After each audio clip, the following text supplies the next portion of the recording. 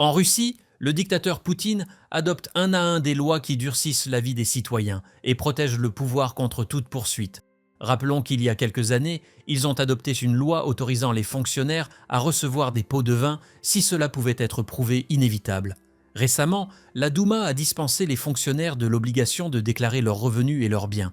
Mais le plus important, c'est que le 17 décembre 2025, Poutine a signé une loi autorisant la confiscation des logements abandonnés par les Ukrainiens dans les territoires occupés que la Russie considère désormais comme les siens.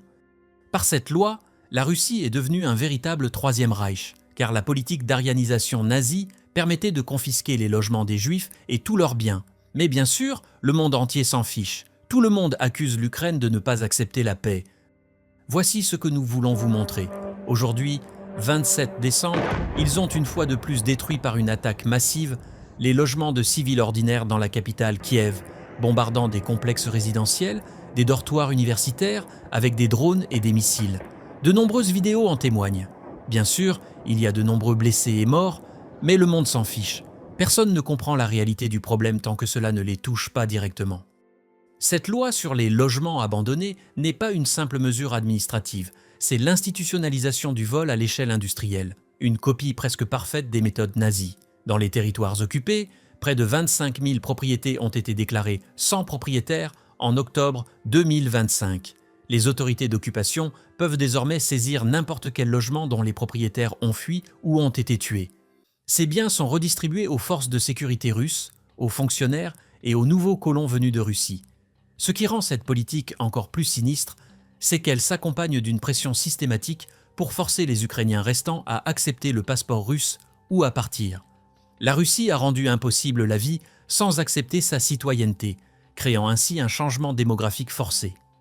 Le 27 décembre 2025, à la veille de la rencontre entre Zelensky et Trump, la Russie a lancé l'une des attaques les plus massives de l'année sur Kiev. Pendant près de 10 heures, des missiles balistiques et des drones ont frappé la capitale. La Russie a lancé 519 drones et 40 missiles, ciblant principalement l'énergie et les infrastructures civiles. Le chef de l'administration militaire de Kiev a déclaré qu'en fait, tout le centre de Kiev était attaqué par des drones, ajoutant que la Russie envoyait un message qu'elle augmente les enjeux de cette guerre. Zelensky, en route pour la Floride, a commenté « Aujourd'hui, la Russie a démontré comment elle répond aux pourparlers de paix. Ils ont mené des attaques massives précisément alors que nous nous dirigeons vers des négociations. C'est la réponse de la Russie. » Cette terreur systématique contre les civils révèle la véritable nature de la stratégie russe. Moscou ne cherche pas simplement à conquérir du territoire, elle cherche à détruire la volonté ukrainienne en rendant la vie impossible, en bombardant les infrastructures énergétiques en plein hiver, en détruisant des immeubles résidentiels, en ciblant des dortoirs universitaires. La Russie tente de briser psychologiquement la population. C'est une guerre totale contre un peuple entier, et cette guerre bénéficie du soutien de plusieurs acteurs internationaux. Donald Trump, qui a des liens financiers troubles avec des entités russes remontant aux années 1990, considère l'Ukraine comme un obstacle gênant à son alliance avec Moscou. Son plan de paix de 28 points, qui a fuité en novembre 2025, était si flagrantement pro-russe que les observateurs à Kiev l'ont traité avec dédain. Le Wall Street Journal a révélé que Kirill Dmitriev, envoyé de Poutine, aurait été l'auteur de nombreux points de ce plan que Trump a ensuite imposé à l'Ukraine. Trump n'est pas simplement un politicien avec des opinions controversées, c'est un homme financièrement compromis avec des entités russes. Mais la Russie souffre énormément de cette guerre. L'économie russe s'effondre sous le poids des sanctions et des coûts militaires colossaux. L'Ukraine bombarde constamment les ports pétroliers russes, les réservoirs, les pétroliers. Ces frappes causent des dommages de plusieurs milliards de dollars. La Russie a révélé que les coûts de guerre représentent 81% de son budget de défense. Le rouble s'effondre, l'inflation monte en flèche et Moscou est obligé d'utiliser des drones iraniens et des troupes nord-coréennes parce que ses stocks d'armes s'épuisent. C'est une économie de guerre qui consume le pays de l'intérieur. Poutine a lancé cette guerre en pensant à une victoire rapide, mais 3 ans plus tard, la Russie s'enfonce dans un bourbier dont elle ne peut plus sortir. Ce qui attend la Russie est sombre.